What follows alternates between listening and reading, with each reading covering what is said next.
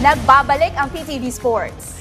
Sa ating sports banter ay nakakwentuhan natin sa PTV Sports si Carlos Eldro Yulo, ang nakababatang kapatid ni double gold medalist, Olympic gold medalist Carlos Yulo. Panoorin po natin ito.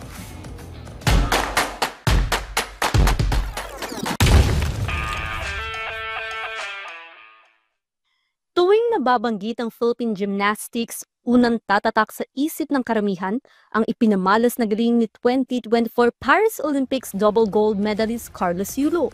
Bukod sa kanya, tila gumagawa rin ng sariling pangalan sa mundo ng gymnastics ang kanyang nakababatang kapatid.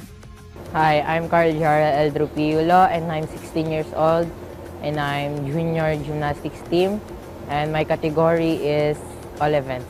I was like 4 or 5 years old that time and my lolo is always bringing me to the gym to watch my brother training and nagustuhan ko na rin siya lately, then doon na rin po ako pumasok mag-start nag-gymnastics.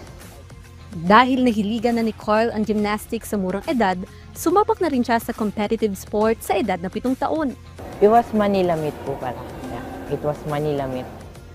Parang iba po yung iba po yung routine na nagawa ko kasi hindi po namin alam kung ano po talaga yung totoong routine din kasi ayun po, natalo po ako kasi mali po yung routines na nagawa ko. And then I got 0 and then sa lahat ng event na napasukan ko. It's okay na matalo, win or lose. At least na masaya po. I still have fun. Nung nalaman ko na natalo ako, it's okay. Bawi na next time. Ganun lang po. Dahil sa tiyaga at pagpupursige ni Carl katuwang ang kanyang coach, nagpatuloy ang pagsali ni Carl sa mga gymnastics tournament at naranasan ng unang panalo sa edad na 8 taon. Sa kabila nito, aminado si Carl na marami pa rin siyang hamon na kinakaharap hanggang ngayon.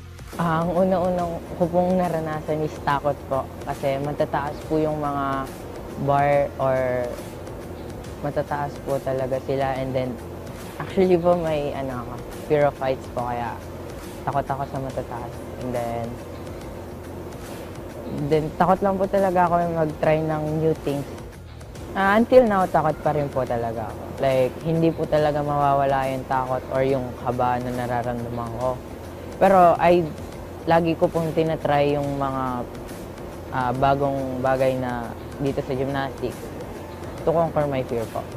Ang sinasabi lang po kasi ng coach ko, wala namang masamang mangyayari kung gagawin mo dahil kabisado mo naman yan. Kaya, I go with the flow na lang na gawin na lang siya ng gawin hanggang sa nawalan na yung takot din. Ayun po, nawawala na po minsan takot ko.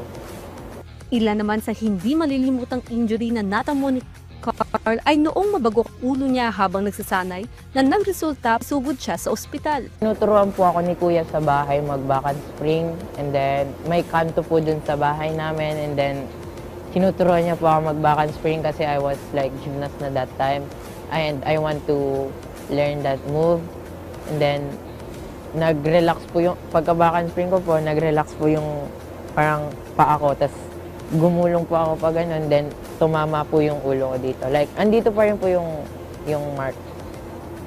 Dalawa po sila si Coach Ray lang po and then si Kuya Kaloy po ang tas nakaganon sa akin.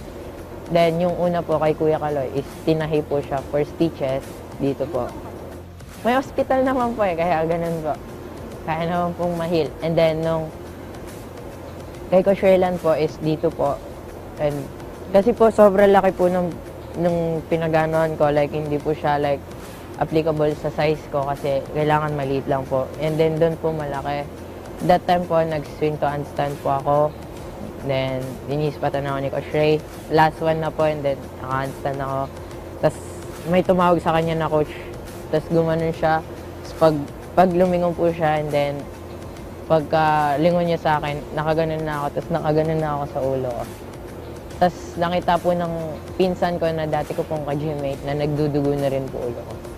Sa likod po naman.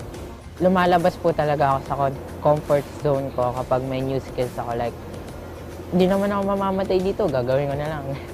may hospital naman, gagawin ko na lang. Ganun lang po.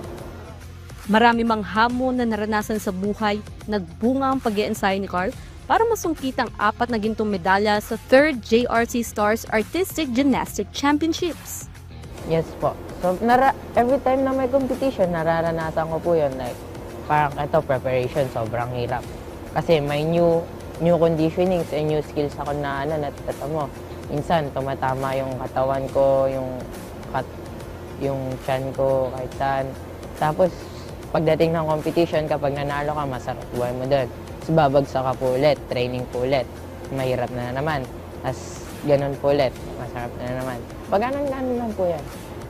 Hanggat sa umangat ka po ng Kasabay ng pag-arangkada ng karera ni Carl Eldrew, hindi naman may iwasang maikumpara siya sa 2024 Paris Olympics double gold medalist at kuya niyang si Carlos Yulo. like my face and not my brother's name. Like, uy, kapatid yan ni Carlos Yulo. Like, yung parang, uy, si Carl Jarrell Eldrew Yulo. Dapat ganun po. Na, like, it was okay. Kilala pala ako nito sa mukha lang. Pero hindi ako kilala sa pangalan ko. Pero, it was okay. Like, until now, it was okay. Okay lang ka sa akin, kahit ano.